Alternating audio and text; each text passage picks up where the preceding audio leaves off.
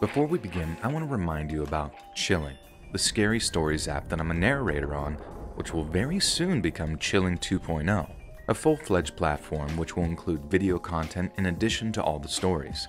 Full-length horror films, series, and exclusive Chilling originals are just some of what Chilling 2.0 is bringing to horror fans. It's being crafted by horror fans for horror fans. So download now and start your free trial to see if you like it. There's so many popular narrators on Chilling and over 1,000 stories with hours more being added every week. Chilling is a must-have app for horror story lovers, and Chilling 2.0 will change the game completely. The links to download and check out the investment page are all down in the description below.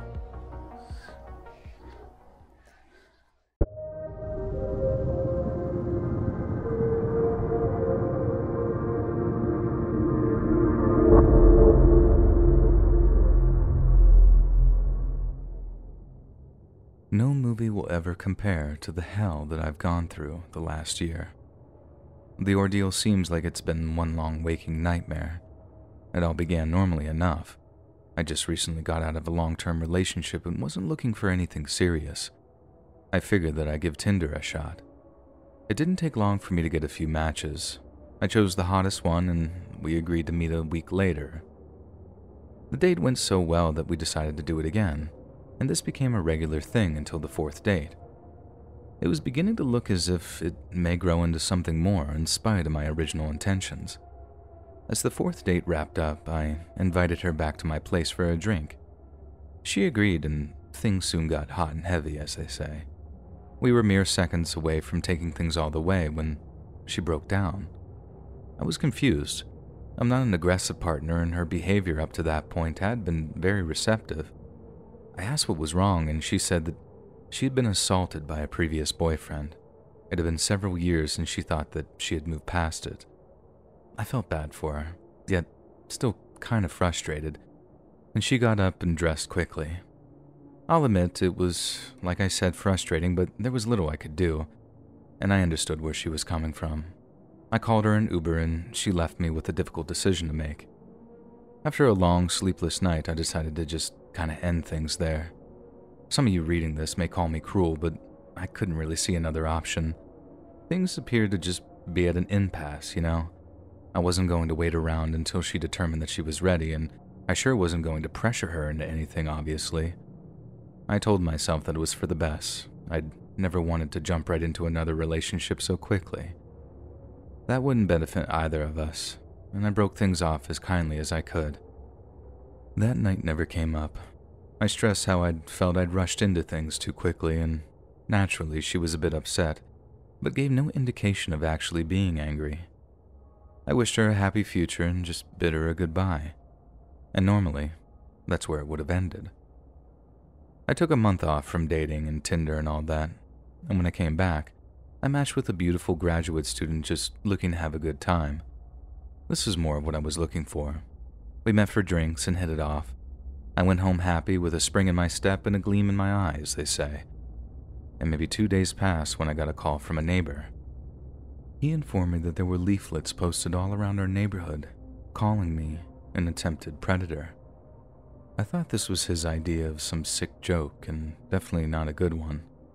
I laughed, but he assured me that this wasn't a laughing matter. I demanded proof, and a few minutes later he came to my door with a bright yellow piece of paper, and it claimed the following.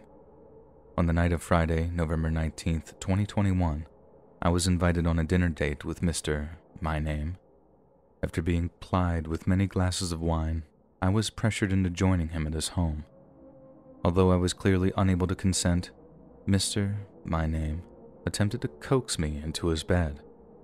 When I refused his advances, he became enraged and threw me onto the street in the middle of the night. Please make sure all your female friends are made aware of the danger they may face by dating this manipulative monster. I can't begin to describe the anger that I felt in that moment. It was made worse when the neighbor asked me if it was true. Of course, it wasn't, but when someone asks that type of question, it's a good indication that they believe it. Rather than strangle him, I did my best to assure him it was not. And his reception was less than convincing, but I had more pressing problems at that second. I had to get all those flyers, or whatever you call them, before any more impressionable idiots saw them. I spent most of the day pulling them from light poles and bulletin boards all over town. I'm still not sure if I got them all, and I counted over 200 when all was said and done. Then, out of nowhere, I discovered that I had been banned from Tinder after someone filed a complaint against me. My life felt like it was spiraling out of control, and I was desperate to stop it any way I could. What came next was probably the biggest mistake I'd made during this entire ordeal. I worked myself into such a muddle I did the one thing I shouldn't have. I contacted her via text message to confront her. She promised to retract her claims if I agreed to meet her face to face, and I took the bait like a sucker and drove to her house. We sat down at her kitchen table where she explained how hurt she felt. I wasn't interested in hearing any of it, but I was willing to suffer to save my good name. While she did so, she kept a glass of wine close at hand. She had clearly been drinking even before I arrived. After an hour, everything appeared to be handled. As I prepared to leave, she began coming on to me, and I mean in a very obvious manner, and I almost gave in, but then I remembered our previous problem and I shut her down. She was not pleased. She hissed and walked off toward the kitchen. I figured that she was getting some more wine, and it seemed like a great time to sneak away. I was putting on my jacket when a crash came from the kitchen. I hurried in to see what the matter was and was met by a shrill screeching. She rushed towards me with the stem of a broken wine glass and stabbed me with it. She retracted the jagged stem from the wound and snarled like some freaking animal. I was in shock, and I froze for a brief moment, unsure of how to react. Then she lunged at me again, just missing, and I took off. She pursued me out to my car and pounded on it as I sped off, and I just drove straight to the hospital, calling 911 as I drove. I informed the dispatcher which hospital I could be found at if the police needed to speak to me, and sure enough, an officer arrived as I was being treated for my injury. Luckily for me, she hadn't hit any major arteries or organs or anything like that, and the cop let me know that my assailant had been arrested, but what came next was a complete surprise. I was shocked to learn that she had a previous conviction for stalking and assault, and I surmised that it was a similar situation. Monday came around, and despite what I had hoped, my attacker was given bail. She paid and was out in time for dinner. I was furious and gave the assistant DA a piece of my mind, and while I waited for the trial day to arrive, I remained in a constant state of fear. I could swear that I saw her once or twice over that period, but I was in such a frazzled state that it was possibly my imagination. She became all I thought about. My work suffered. Even in my dreams, she often took center stage. She refused several plea deals and insisted the jury would acquit her. I know it was all a stall tactic, and she was assembling all the elements that she would need to what I thought would be to disappear. And the first rumblings began during jury selection. She had not been present for the procedure. Although she wasn't required to be, it didn't bode well. Then when the trial began in earnest, her lawyer was finally forced to admit that he had lost contact with his client several weeks prior. Now today is October 28th as I write this, and she's been missing almost 2 months. I sit around wondering what my future may hold. Hopefully she's done the wise thing and is currently laying low halfway around the world, or something. On the surface, that appears to be the case. Yet for some reason, I'm not totally convinced. My former love interest is a highly successful and intelligent woman. It's largely what drew her to me from the beginning. I have a creeping suspicion that she may be focusing her vast resources into getting back at me. Whatever form that may take, I'm not really sure. Naturally, I fear she'll go to the conventional route and just end my life, likely by her own hand, maybe another stabbing. However, she is more than capable to go even further and extend my suffering indefinitely. And this is why I'm going to all the trouble to post my side of the story. I'm well aware I probably come off as a jerk in some circumstances, but I don't care. I just want a record of the truth to be available publicly should I disappear. My lawyer also has a copy in case I'm no longer around to testify on my own behalf. It's doubtless that law enforcement will eventually catch up with her at some point. I'm concerned it will be too late for me, though. So if you learn of the death or a disappearance of some unknown New York State attorney through the media, please remember what you read here.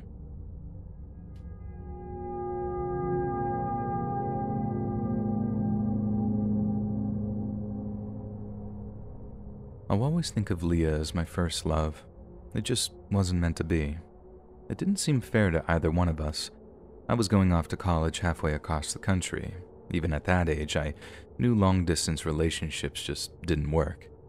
There may have been a small amount of selfishness involved in my decision, but I assumed Leah would be fine.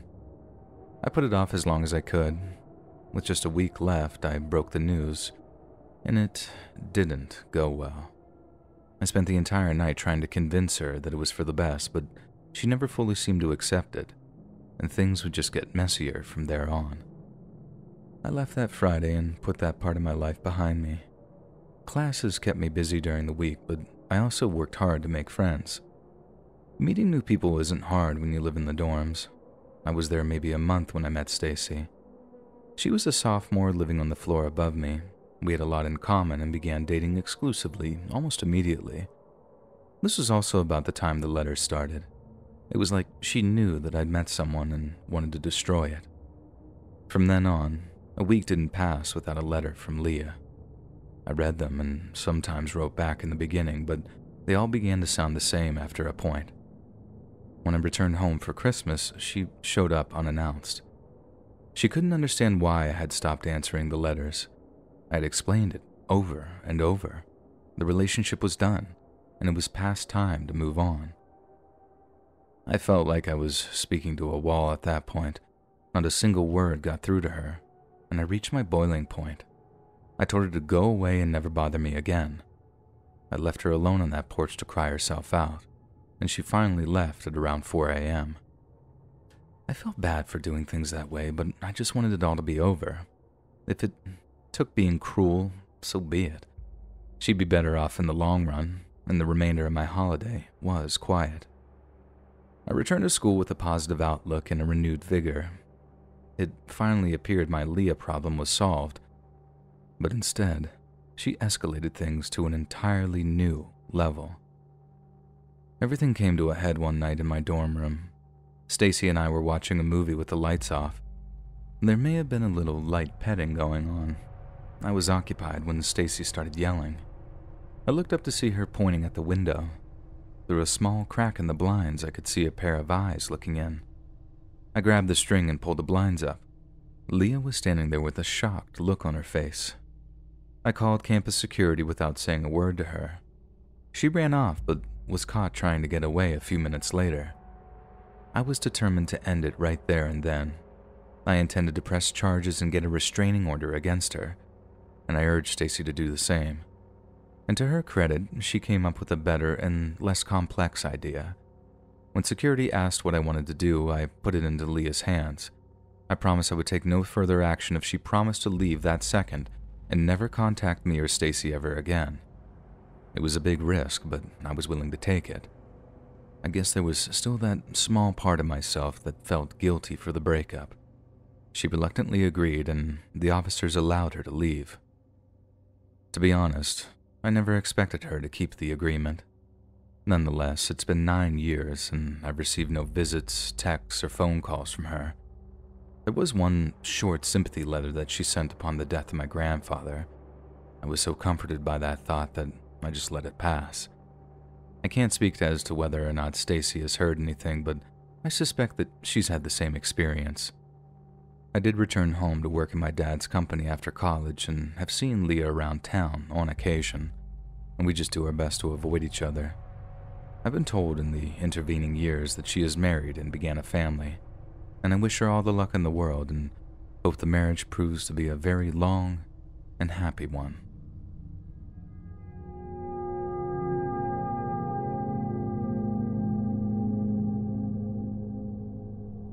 I'm not sure how to start. I suppose I should explain how I got here. It's not a thing I ever saw myself doing. I'm not a highly trained super soldier drawn to combat or a tough guy in any way.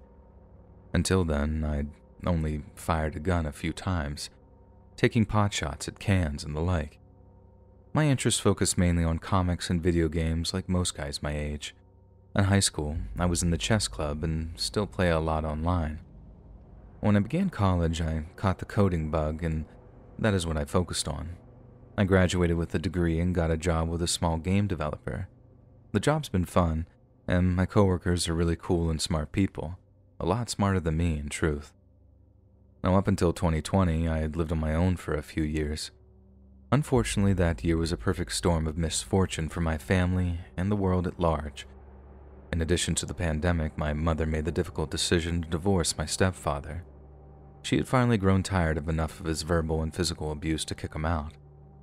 She was now responsible for providing for herself and my 12-year-old brother on one income. In spite of the odds, she was making it. Then the lockdowns began and she lost her job. This was a disaster. As soon as I found out, I moved out of my place and in with them. I quickly sold what I could and put the rest of my belongings in storage. There was no way I was going to let my family get turned out onto the streets, and certainly not while a deadly plague was ravaging the planet.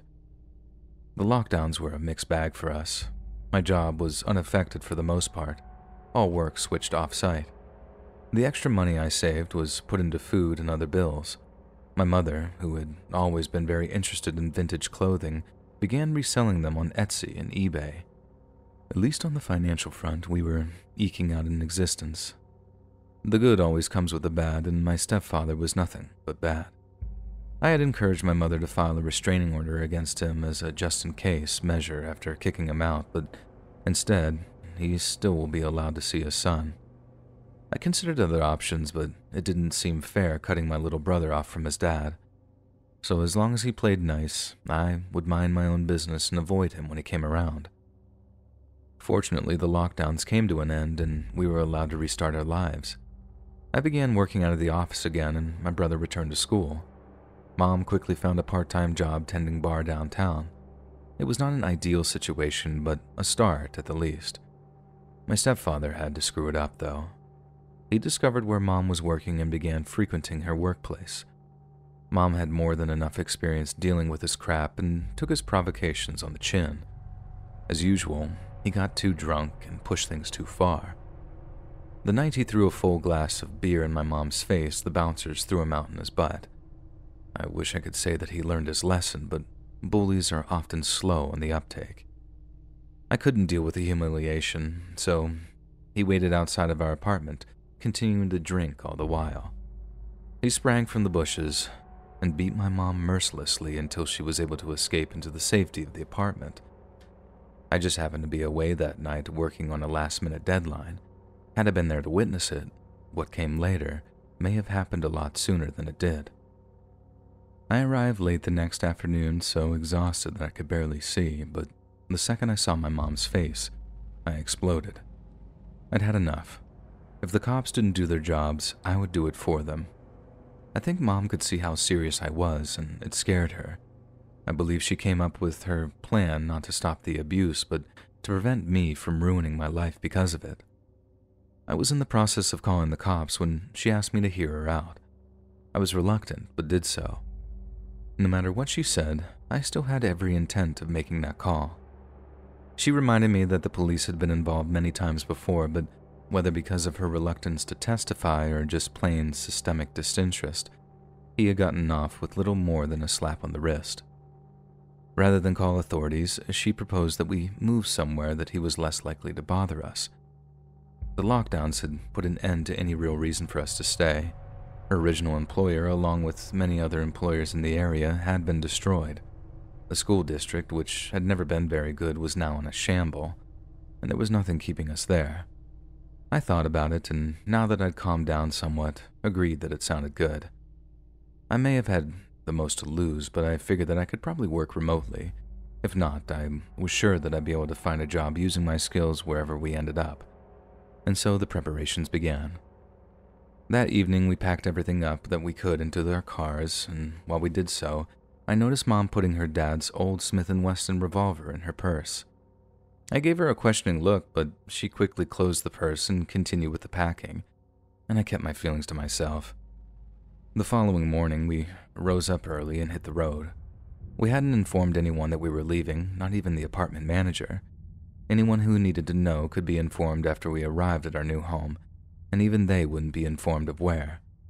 We convoyed for most of the day, only stopping for a quick lunch. About 6 p.m., we decided to grab a room for the night. I made an order for some pizzas. We'd been done eating about a half an hour when Mom got a text from my stepfather. I watched Mom turn dead pale as she read it. She just stared at the screen with her mouth gaping open. I grabbed the phone from her and read the message out loud. "Did you actually think I'd let you run away with my son that easy?" My brother and I stared at one another in astonishment. We both jumped up and ran to the window. I yanked the curtain back hard and scanned the parking lot for him. It was the worst thing that I could have done. He saw me first and began running toward the room. I yanked the curtains closed, but it was already too late. We couldn't do anything but stare at each other in dread as we waited for him to arrive. The silence in the room was terrifying. Outside, the sound of running grew closer by the second. A nauseating churning stirred in my guts, and I would liken it to waiting for a bomb to land and blow you to bits. I fought off the overpowering desire to vomit. Gradually, the clomping of his boots became a deafened pounding until nothing. For a brief moment, we started to believe that we had been somehow saved.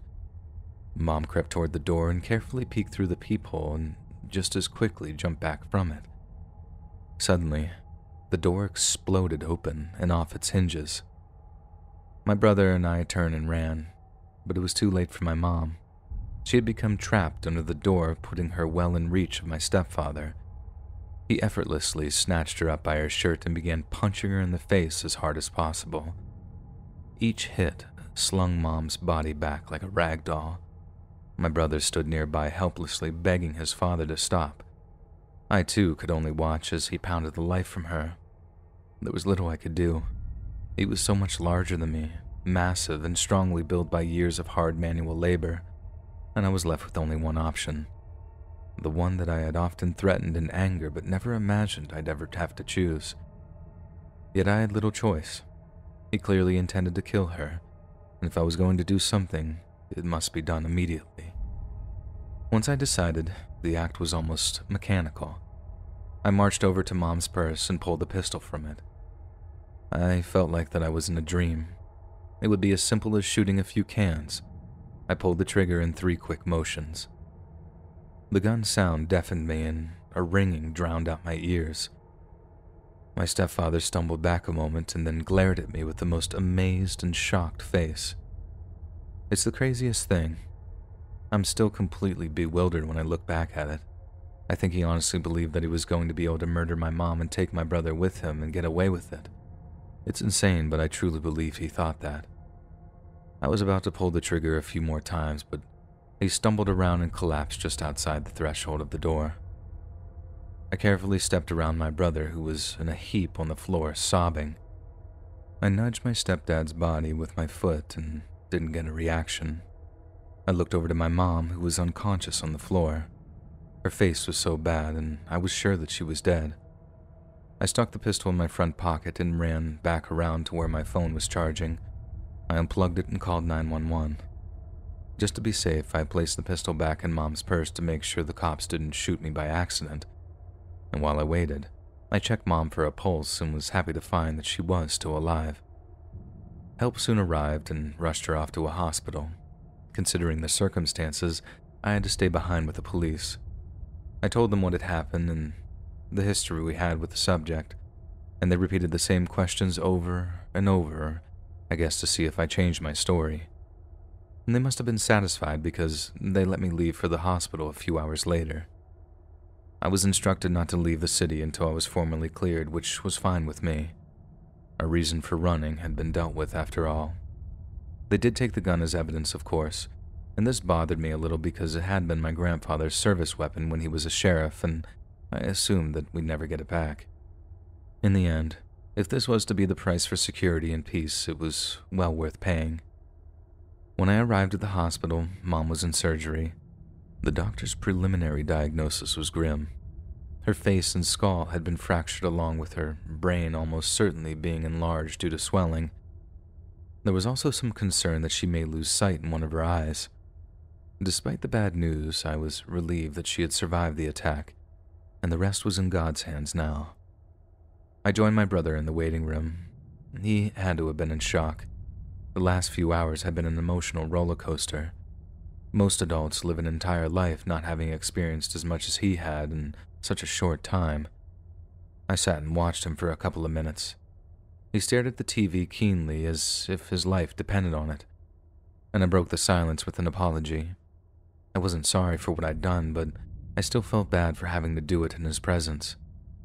He turned to me and thought deeply for a long moment before speaking. "It's okay. He was an a-hole and he got what he had coming to him. I loved him, but he was a monster. Don't feel bad. Mom's alive because of you." I was shocked by his reply, to be honest. He was a very quiet kid, and I never heard him voice those type of feelings before, and I was at a loss for words, so I gave him a big hug and let it go at that. Mom came out of surgery a few hours later, and we were soon allowed to see her. I had tried to prepare myself mentally for what I may see, but I was shocked nonetheless. Her head was almost twice its size and wrapped completely, but for a few narrow tubes exiting it. I maintained my composure, but my brother was a different story. He was a blubbering mess, and I don't blame him. It was not a sight anyone his age should have to see, especially when it was his own mother. The next week was a long period of watching and waiting. The hospital was cool enough to let us crash in the room. I had also gotten us a new motel room so we could clean up or sleep in a real bed occasionally. Gradually, Mom's condition would improve, and she even managed to keep vision in her damaged eye. Nearly a month later, she was finally released. It was a day I had feared may never come, and I was very emotional when it arrived. Meanwhile, as Mom recuperated, the investigation continued. A few days before her release, I had found us all a small house to rent in town. It was beginning to look, at least for the time being, that this was to be our new home. It was a happy relief when the call finally came. After an exhaustive investigation, authorities had deemed my shooting to be justifiable, and I was a free man in the eyes of the law. The call came just 15 days ago, and I'm still somewhat shaken. I'm afraid something's going to happen to ruin our new life. Mom is improving by leaps and bounds every day.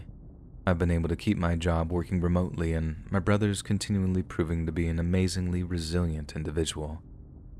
There is a small cloud looming off in the distance.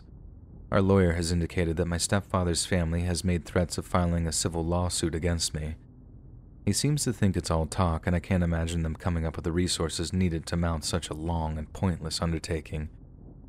They are all a bunch of aimless poor alcoholics and addicts that can't even be bothered to hold down a job, and I remain optimistic considering my adversaries. I can't think of any more to include. The situation appears to be stable, and I think the biggest of our troubles has passed. Our new home is a warm and inviting place full of kind people. I wish every place was this nice. Mom has every intention of going back to work soon, and my brother has already started at his new school. It seems that after all the years my family has suffered, we may finally have come out the other side of the tunnel. The future should be bright from here on. My only regret is that a boy had to lose his father forever to get there, and that I had to be the one who caused it.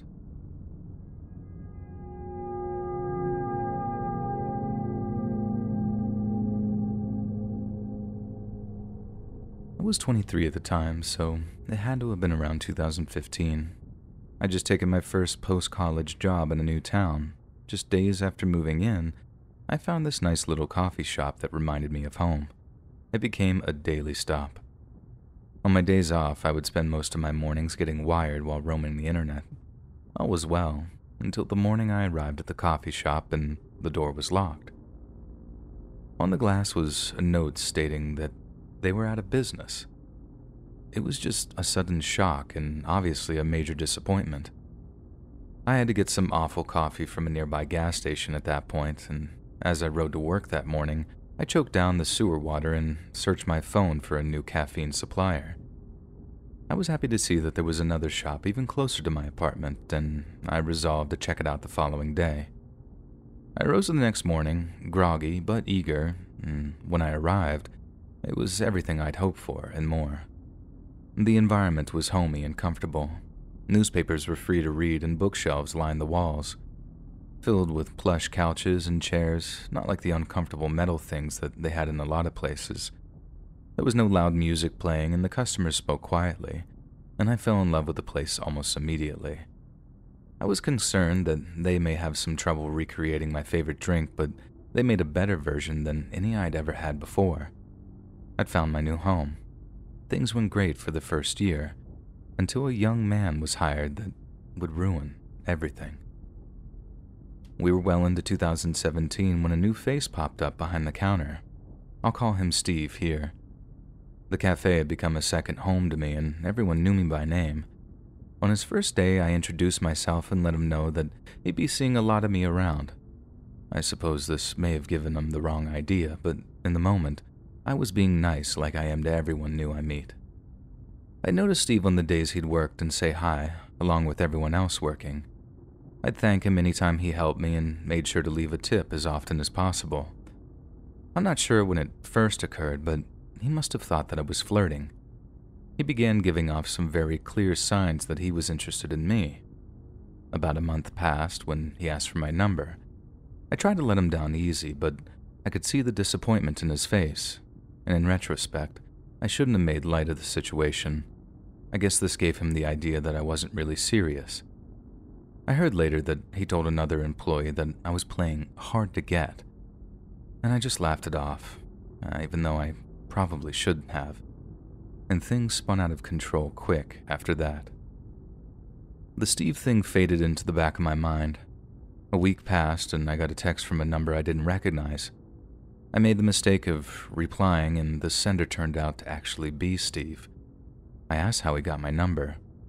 He was evasive and tried to change the subject. I was so nervous and I just let it go. He repeated his crazy theory that I had been playing hard to get. I was getting frustrated and fed up with his BS. I made it crystal clear that I had no interest in him and asked that he lose my number quick. He didn't reply after that. He was working the next morning when I stopped in, though. I did everything I could to let him know that I was livid, short of making an actual scene. He told the other employees that he now saw my real face and realized just how ugly I was. I can't say that I was shocked. I'd heard stories similar to that before when a girl rejected a guy's advances. I'd hoped that would be the end of the matter, but Steve wasn't even close to being done with me. Things were civil for some time. I continued visiting the cafe on an almost daily basis. Steve and I kept away from each other, though. Despite being a bit tense, everything was going smooth, and this all went out the window when he showed up drunk at my apartment. We hadn't exchanged a single word for nearly a month, and he popped up, uninvited. I wasn't aware that he knew where I lived. I'm usually good about keeping that kind of stuff to myself, and I can only assume that he followed me home from the shop one afternoon. Naturally, I was livid, and I screamed at him through the door and told him to F off. He began swearing about how he would kill me. His voice slurred. The hatred in his voice was terrifying. I called the cops, and they arrested him when they finally arrived. I woke up the next day and headed directly to the cafe. I had only one goal in mind, and make sure that Steve lost his job. The a-hole beat me to it, though. I explained what happened the night before, and the girl at the counter told me that he'd called in and quit just an hour earlier. It was a great relief, but I wasn't quite done yet. I took the day off and visited the police station to press charges and get a restraining order, and it all ended up taking longer than I planned, but it got done. I went on with my life and waited to hear from the cops. After a couple of weeks, I got annoyed and contacted the cop in charge of my case. It turns out that Steve disappeared soon after being released. There was no record of him anywhere. His landlord had no forwarding address or contact information. A week later, a report came in that his car had been found parked near a bridge a few counties over. The cops considered the problem solved, but I'm not so certain. It's been over 5 years since this all happened, and I still maintain my view. I never got the impression that Steve was the type to take his own life. You see, his body was never actually found, and no note was ever left behind. From what I've seen and read, a note gives a narcissist one last chance to take a shot at his detractors. This was just the kind of thing I'd expect from Steve, yet nothing. Surely it can't be that hard to disappear if no one is looking for you, I suppose. False identification is available on the dark web of all places if you need it, and there are still ways to get by without it if you try hard enough. I realize how crazy this all sounds. Maybe I've seen too many spy movies. I do have other reasons I'll keep to myself.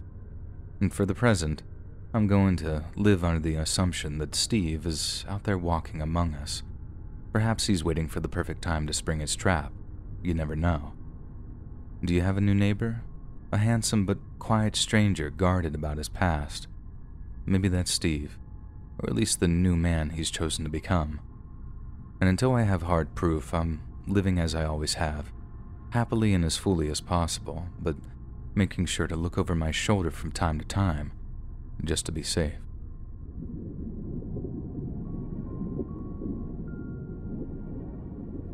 Click the join button to become a member today for exclusive content. I was a very different person then. I was what people call a nice guy. I'm sure I even used that phrase a few times to reference myself, and I really meant it. I wasn't one of these incel women haters, though. I genuinely craved to be loved. I still do, but I've since learned the right way to pursue it. My desire for love probably comes from being given up for adoption at a young age. Growing up knowing that you weren't wanted has a drastic effect on a kid. I was fortunate to be adopted by a very loving couple, but the seeds of suffering had already been planted and well watered, as they say. School went relatively well for me until high school. I made the mistake of falling in love with a friend. It was the first of many instances of being friend-zoned and only reinforced my inferiority complex. After 4 loveless years of college, I found myself at a crossroads. Would I give up or continue on with the hope that I'd strike it lucky? And I chose to go on. It was the simpler of the two, and I took a job doing IT at a small mortgage lender. My time off was spent online losing myself in some deluded fantasies. There wasn't much to live for, honestly. And then I met Bethany, a new hire and sole focus for the next 3 years. I can't begin to describe her beauty. Her smile lit up every room, and she had my heart instantly. I was scared to approach her at first, but I was happy I did.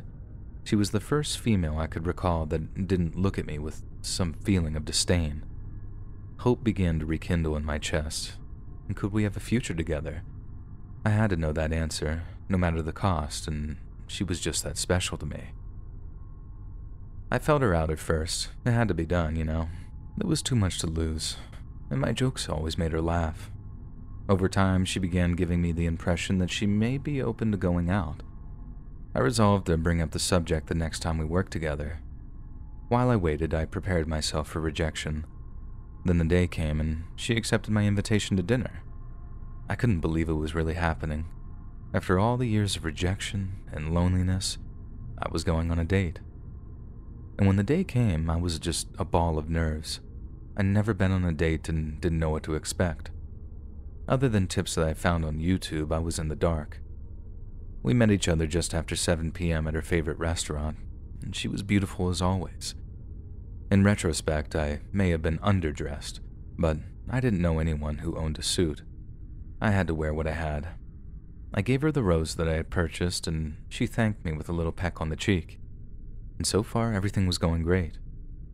We were seated in a quiet little corner.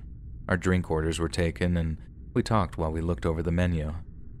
Once our food was ordered, we were free to focus more on getting to know each other. I found out that she had attended college near my hometown and lived just blocks from me at the time. Gradually, the conversation moved on to past relationships, and this proved a problematic subject for me. The look of concern on her face when I said that I've never had a girlfriend bothered me, but I was able to shift the subject away to one that I was more well-versed in. The remainder of the evening went well from my perspective. The food was amazing, and Bethany was in stitches for most of the date. The end was the most distressing for me. I had always heard that the future of a relationship was made at the end of the first date, and I wanted everything to go well. I almost waited too long to try for the kiss, but I managed to not screw it up. My first kiss at 26. Would have rather had it happen when I was younger, but better late than never, I guess. If I would have died right then, I would have died happy and content. I couldn't imagine anything going wrong in that moment, and certainly not as badly as it did. Monday arrived, and the reception I received was very different. She was acting as if though I was invisible, not as much as a good morning or anything, and the smile had disappeared, and naturally, I was at a loss. I thought about it over lunch and came to the conclusion that she was trying to maintain an air of professionalism during work hours, and it made sense. So I waited until we were all leaving before approaching her. I calmly walked alongside her and put my arm around her waist. She reflexively jumped back and turned around. Her expression made my blood run cold. I apologized for surprising her and asked her how her day had been. She remained cold toward me and said very little. A girl we work with was standing nearby. I figured that she didn't want her to spread out her business to the other employees, so I let her go. I could contact her later when no one else was around, and I still had no clue what was to come. A few hours later, I sent her a short text message reiterating how much I enjoyed our date and how I look forward to our next. And it was a few hours before she got back to me, and the reply was not what I expected. She said my name, and then said, "I never intended to give you the impression that I was looking for a permanent relationship. Don't get me wrong, I enjoyed our date, but you have a lot of things to experience before tying yourself to one person. You're a great guy, I just don't think that we're right for each other. I hope this doesn't mean we can't still be friends." I was gutted. I really thought that I'd done everything right. I should have known a woman so amazing wouldn't want to be with a virgin loser like me. And these were all the thoughts that I'd had before. However, something was different this time. I'd had a taste of the life everyone else has, and I wasn't ready to give it up. I began watching Bethany from afar and decided that I wasn't going to give up so easily. I became convinced that that was what doomed me in the past. I looked for any chance that I could to get to be near her. It took some time, but she eventually became accustomed to my presence again, and she was laughing at my jokes like the old days, and her wonderful smile made a mighty resurgence. Each day I became more confident in my plan. It was far from time to act yet, though. It had to be 100% perfect this time. I think up until my next move, I was thinking and acting in a way most people would see as normal. Unfortunately, I found myself alone with my thoughts for far too long and fell off the cliff. Things were going so well at work, but there seemed to be so much more to achieve before I was ready. It was only very occasionally in the beginning, but with nothing to occupy me back at home, I found myself watching our house more often. Ultimately, come rain or shine, I was there. I didn't start out with any real idea of what I was doing. It was simply a way to feel closer to the woman I loved. The rare stolen glimpses of her through a window were all I needed. And soon, though, I cobbled together a strategy in which I would win Bethany's heart forever. The months passed slowly. I would come to learn everything about her, every habit and routine, and this would all be useful information in the future. In the quiet moments, which there were a lot of, I pored over books on dating and relationships, assertiveness and manhood. Every bit I put to use in my daily life, work, and play. Not all proved useful, but every instance was a great learning experience. In a lot of ways, this time made me a better man. Had I been endeavoring on the path of a noble goal, I may have achieved great things. As you may have expected, the time came when watching from afar wasn't enough. If I was to truly attain the knowledge that I was to need, I would have to get closer. I snuck into her backyard one evening while she was out and drilled a small hole into the wall of the home. Less than the width of a quarter, and I was now able to slip a tiny camera into the treasured confines of her bedroom. Of all the bad decisions I made up to that point, this was the most destructive to my mental health. I was able to witness things that I had no business witnessing. It was now that grip on reality truly beginning to slip. While drilling the hole, I discovered a patch of forest nestled conveniently behind her house and set up in an observation point. When the weather was nice, I'd take advantage of the heavy cover available and monitor activities from a far less obvious position. A particular benefit was the better wireless signal. I was now able to see every motion of my love in real time, and after recording the footage, I could relive the moments over and over. I had heard talk of Bethany dating early on, but consoled myself with the assurance those men were merely passing through our life. Once her and I were together, that would all be forgotten. The true test of my resolve was the first time that she brought a man home. Sitting far away in my car, I was unable to see what was going on inside. This was the impetus of putting a camera in her bedroom. Some sick and masochistic side of me wanted to see. When I finally did, I was at the same time disgusted and titillated. Each time it would happen, I watched with rapt fascination. Over time, I would become her partner, exploring and caressing every inch of her beautiful body. Each time it ended, I was left with an overwhelming amount of shame. Yet, soon enough, I would find myself eagerly anticipating the next opportunity. The repeated debasement and humiliation was destroying me without me even realizing it. Now that I knew so much about her, my view of Bethany had decayed into one of obsession and disdain. I began to distance myself from her during work hours. Someone I had once looked upon as a creature akin to a deity now disgusted me, but I had gone so far into the depths of depravity I was unable to turn back. I've already taken up so much of your time, and I'll just jump ahead to the point at which the entire house of cards collapsed. I had been indulging in my demented voyeurism for over a year when Bethany began dating Corey. He was a programmer at a nearby developer who was everything I was not: tall, handsome, and successful. I initially disregarded him as I had all the others. However, something began to change. A routine fling became an actual relationship. There were many nights Bethany would spend with him. I was left alone to brood and stew in my bitterness. When the couple spent nights at Bethany's, I would cry as I listened to the tender way at which they spoke to each other. It should have been me, laying there with her, discussing our hopes and dreams as we tenderly caressed our naked bodies. My obsession with Bethany had long since consumed every waking moment of my existence. My work suffered, and my once strong connection with my family had disappeared. Holidays were nothing more than inconvenient distractions. I often slept in the same clothes for days on end, and my hygiene suffered so badly no one wanted to get near me. And this did nothing but confirm my ill view of society. My health was probably the worst aspect of my life. The little I did eat was greedily consumed by my body for energy. If I recall right, I weighed almost 135 pounds when I was arrested. Terrifying when you consider that I'm almost 6'2". When the day finally came, I had already placed an additional 3 cameras into Bethany's house. During a week-long vacation to Bermuda with Corey, I used this time to install them. Getting in was simple. The time alone gave me the opportunity to place them in an almost invisible position.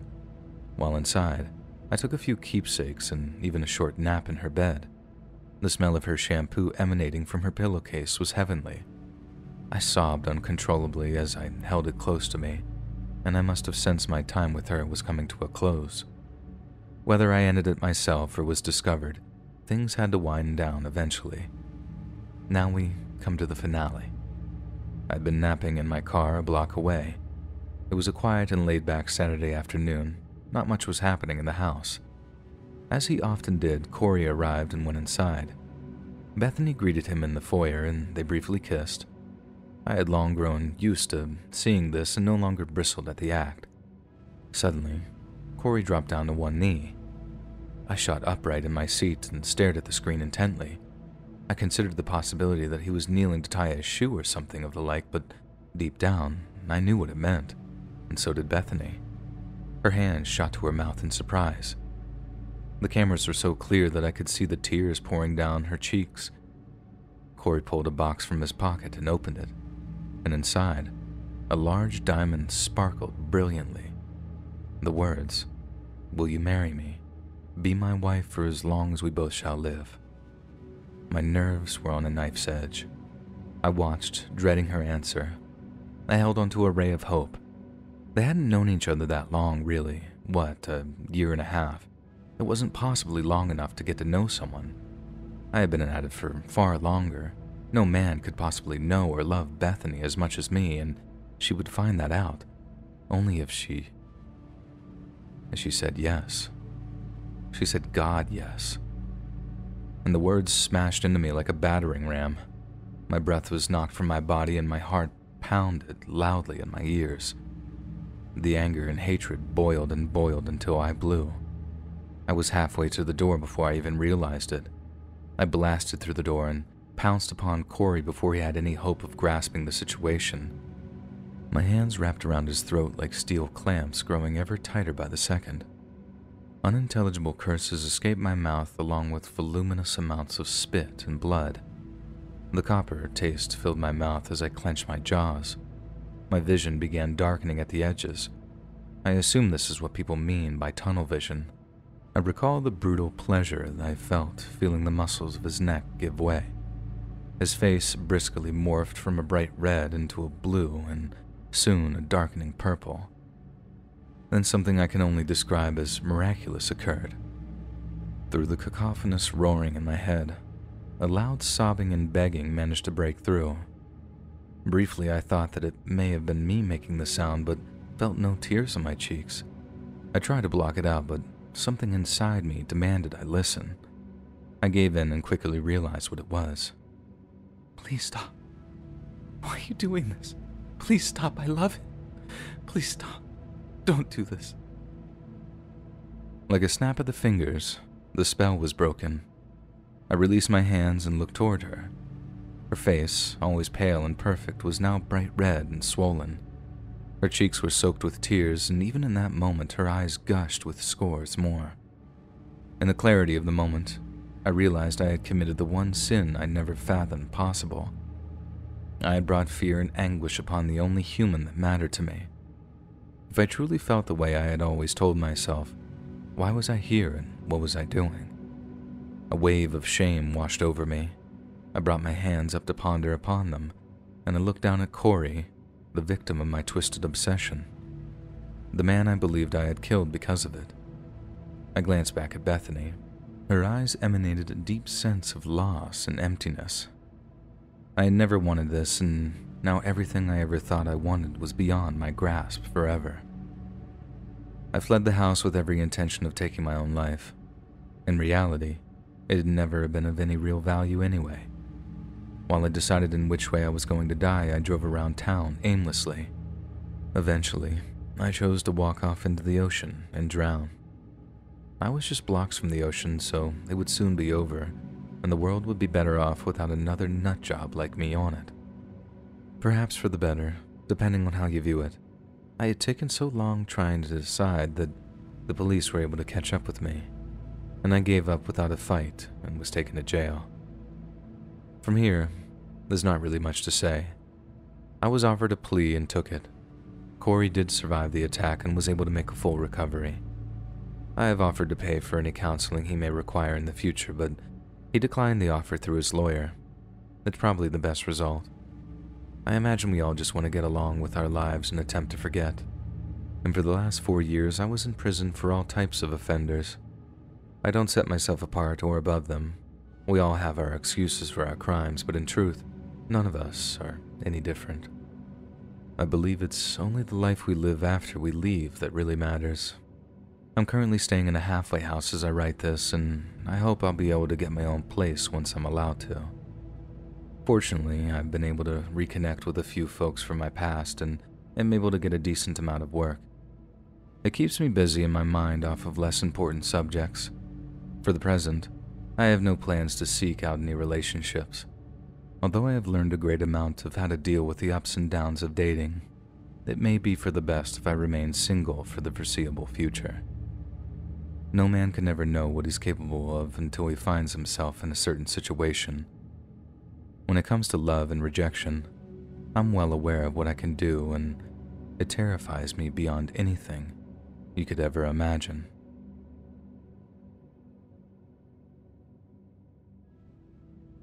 Hey friends, thanks for listening. Click that notification bell to be alerted of all future narrations. I release new videos every Monday, Wednesday, and Friday at 7 p.m. Eastern Standard Time. If you got a story, be sure to submit them to my subreddit, r/letsreadofficial, or email, and you might even hear your story featured on the next video. And if you want to support me even more, grab early access to all future narrations and bonus content over on Patreon, or click that big join button to hear about the extra perks offered for the channel. And check out the Let's Read podcast, where you can hear all of these stories in big compilations and save huge on data, located anywhere you listen to podcasts. All links down below in the description. Thanks so much, friends. And remember, stepdads, be hot steppin'.